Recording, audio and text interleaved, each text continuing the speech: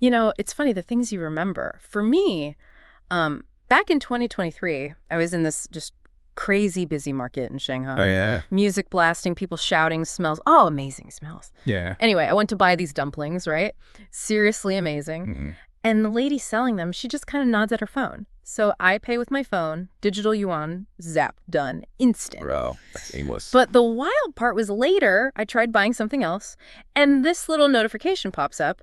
My spending limit adjusted just for the day. Adjusted. Apparently, the system, and this is the kicker, the AI, I guess, figured out I was a tourist. It just moved things. Automatically. Yeah. Based on that one dumpling purchase. Seems like it. That little transaction, it just hammered home for me. Yeah. Money is changing. Big time.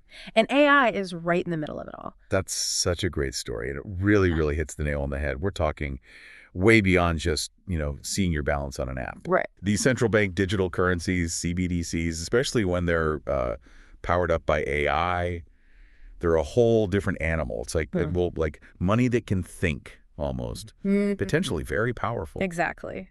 And that's our deep dive today. How is AI fundamentally changing these CBDCs? We're going to look at, safety, financial inclusion, how economies might shift. All the big questions. Yeah, and this isn't some far-off future thing. It's happening now. It affects all of us, how we'll handle our money. So let's jump in. Let's do it. Welcome to Zana AI. Okay, first up, just so we're all on the same page, CBDCs. What are they in simple terms? Good starting point. Think of it like digital cash, issued by the country's central bank, backed by the government, but it lives digitally on your phone, your computer, whatever. It's more like Bitcoin or something. This is official government money, just digital. Precisely. And this isn't some tiny experiment either. This is pretty global now. Yeah, you were saying the numbers are huge. They really are. We're talking over 130 countries. And that represents something like 98% of the entire global economy. Wow, 98%. Yep. They're all either looking into CBDCs, piloting them, or actually rolling them out. It's a massive shift. Okay, so it's definitely not niche. Where are people actually using these things day to day already? Well, China's digital yuan is probably the biggest example right now. Huge user base, something like 260 million people. $250 million, wow. Yeah. Then you got the Bahamas. Their sand dollar was actually one of the very first fully live CBDCs. And Nigeria has the e-naira. So, yeah, real people, real transactions. Okay, so the digital currency part is happening. Now, bring in the AI. How does that connect? Give us a concrete example. Okay, let's stick with China's digital yuan. A really big use case for AI there is tackling money laundering. Ah, okay. How? Their AI systems can just churn through millions, maybe billions of transactions, like in seconds, spotting weird patterns, things that look fishy, potential illegal activity. Stuff that would take humans ages to find, if ever. Exactly. Traditional banking processes, they just can't keep up with that speed or scale. It's a leap forward in catching financial crime. Okay, that's definitely a game changer for security. What about the other side you mentioned, bringing more people in, financial inclusion? Yeah, this is where I think it gets really exciting, potentially really impactful. There are still, billions of people without access to basic banking. Yeah, the unbanked population is still huge globally. Right. So CBDCs, especially with AI layered on top, can really help there. Look at India's digital rupee pilot. They're linking it with their national digital ID, the Aadhaar system. Okay. And the AI can analyze transaction data, maybe other available info, to build a kind of trust score for people who don't have a traditional credit history. Ah, so it opens doors for them. Access to loans, maybe. Exactly. Let them join the digital economy, build some financial standing. It's about creating opportunities where there weren't any before. That's genuinely powerful stuff. Okay, let's switch gears a bit. Bit of fun. If you were designing an AI-powered CBDC, what's the killer feature you'd want? Oh, fun question. Yeah. I think I'd go for smart money.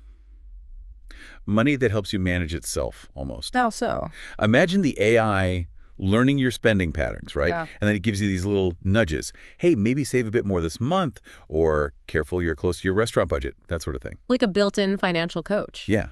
And maybe voice commands, too. Yeah. Just making payments super easy. Hey, digital cash, pay my rent. Boom. Done. What about you? What AI magic would you build in?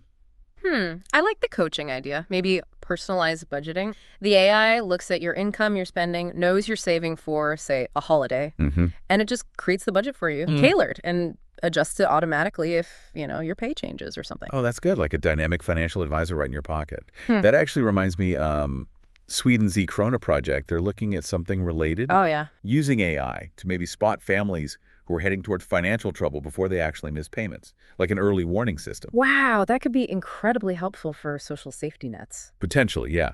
Huge potential there. Okay, pulling back to the bigger picture then, how does this AI integration affect the central banks themselves, managing the whole economy? Right, monetary policy. Yeah. This could make things much more responsive. Say central banks use tools like interest rates, right, to steer the economy. Yeah, the traditional levers. With AI crunching all this real-time transaction data from a CBDC, they could get a much, much clearer picture, much faster, of what's actually happening on the ground. Less guesswork, more data. Exactly. The Bank of Canada actually ran a test. Their AI spotted a potential liquidity problem in the system like 2 months earlier than their traditional methods picked it up. 2 months. That's a significant head start. It really is. That kind of foresight could lead to quicker, maybe more effective policy responses when the economy wobbles. So potentially more stable economies. Big plus. Okay, but the flip side. Privacy. Everyone worries about this. If every single transaction is digital, potentially trackable, isn't that a bit, Big Brother? That's the elephant in the room, isn't it? The huge valid concern, the idea of a central authority seeing everything. Yeah, it makes people uneasy. Understandably so. But there are potential technical solutions being worked on. The European Central Bank, for example, they're exploring AI techniques called zero-knowledge proofs. Zero-knowledge proofs. Sounds cryptic. Yeah. But the basic idea is clever. It's a way to mathematically prove that a transaction is valid without revealing any of the underlying personal details. So the bank knows the transaction is okay, but doesn't know it was me buying dumplings. Essentially, yes. It's like proving you have a key without showing the key itself. It's complex tech, but it offers a potential path to maintaining privacy. Okay, that's somewhat reassuring. What about the other big fear security? Hacking. Digital money sounds like a tempting target. Oh, absolutely critical. And yes, AI can be used by attackers too. That's the reality. It's an arms race. Right. But AI is also a vital part of the defense.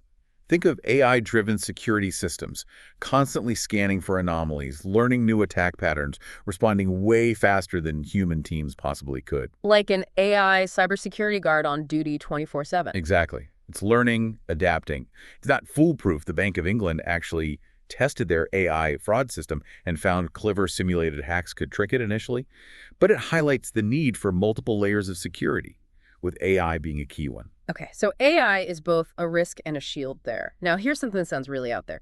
Personalized monetary policy. What on earth is that? Yeah, this is definitely pushing the boundaries. It's mostly theoretical right now, but Yeah. imagine the AI analyzing your specific financial situation, your income, debts, savings goals, and then suggesting, or maybe even automatically applying, tiny adjustments just for you. Maybe a slightly different loan rate incentive or a nudge towards a specific type of saving. Tailored economic policy for individuals. That's the idea. Yeah. To make the financial system hyper-responsive to individual needs. But, the fairness questions, the privacy implications, they're massive. Yeah. Huge hurdles to consider there. Yeah, that sounds incredibly complex, ethically and technically. It makes me think of updating Ben Franklin. A penny tracked is a penny protected? Maybe. Maybe. Or maybe a penny tracked is a penny potentially overanalyzed. Needs careful thought. Definitely. Okay, on a slightly more practical note, what's one CBDC feature you personally find really cool or useful? I'm quite drawn to the programmability aspect. We touched on it, but Singapore's experiments are fascinating. The automatic payments? Yeah, imagine a business sets up a smart contract. Goods get delivered, system confirms it, payment automatically releases to the supplier. No delays, no paperwork hassle, just logic built into the money. That seems really efficient. That is neat, streamlining things. For me, I think I'm excited about the accessibility angle, like with voice payments. Yeah. I read about the Eastern Caribbean's Dcash. They allow payments using voice commands, even in local dialects. Oh, that's fantastic. Yeah. Think about people who might struggle with typing or reading complex interfaces. Just speak and pay. That's real inclusion. Making it work for how people actually communicate. Love that. Okay, one final case study maybe. Brazil's Drex project. What's the scoop there? Drex is definitely one to watch. They're building it on a blockchain platform, partnering with Microsoft. Yeah. Big focus on AI for security right from the start. So security focused. What else? A big push on inclusion. again, but through tokenization, Hmm. allowing people to turn other assets, maybe property, maybe small business shares, into digital tokens on the platform. Making assets more liquid, easier to trade or borrow against. Exactly. Could really lower barriers for small businesses and individuals wanting to access capital, potentially cut transaction costs too. It's quite ambitious. Sounds like it. Okay, so wrapping this section up. AI clearly brings massive potential to CBDCs, making them safer, potentially fairer, smarter. Absolutely. From fraud detection to inclusion to maybe even smoother economies. And it's but we absolutely have to keep privacy, security, and just basic fairness front and center as this all develops. Couldn't agree more. Public trust is paramount. And for everyone listening, this space is moving fast. A really practical thing you can do now, just start getting familiar with digital wallets. Yeah, even the ones we use now for tap to pay or online stuff, it's kind of like learning the basic tools for what's coming next. Exactly. Get comfortable with the concept. And for any businesses listening in, seriously consider looking into CBDC pilot programs in your region. See how they work, how they might affect your industry. Yeah, getting involved early, understanding the implications, that could give you a real edge down the line. Definitely something to think about. The future of money is absolutely being rewritten as we speak, and AI has a starring role. This really has been a fascinating deep dive, seeing how AI is weaving into the fabric of central bank digital currencies. It's quite something. We've hit on fraud fighting in China, boosting inclusion in India, even these future ideas of personalized policy. And seeing real-world projects like Brazil's Drex, trying to put it all together: security, inclusion, efficiency. But yeah, always coming back to those critical points. Privacy, security, trust, they're non-negotiable. Absolutely. The financial landscape is shifting under our feet, Yeah. and CBDCs are a huge part of that shift. We really hope this chat encourages everyone to stay curious, keep learning. Definitely. And hey, thanks for joining us on this deep dive into AI and CBDCs. If you want to keep exploring this kind of stuff, tech, cybersecurity, digital finance, you should really join the Zana AI community. Yeah, we'd love to have you. And Yeah. we genuinely want to know what you think. So please subscribe to the show. If you haven't, maybe give us a like if you found this useful. And definitely drop a comment below. Let us know. If you could design one feature for future digital money, what would it be? Singing money. Self-budgeting money. Get creative. Huh. Singing money, I like that. Your feedback really does help us shape these conversations. So please do engage. So hit those buttons, share your brilliant ideas, and until our next deep dive, stay informed, keep exploring. And keep those future digital wallets secure. Farewell for now. Stay curious, stay safe, and let's keep figuring out this future of finance together.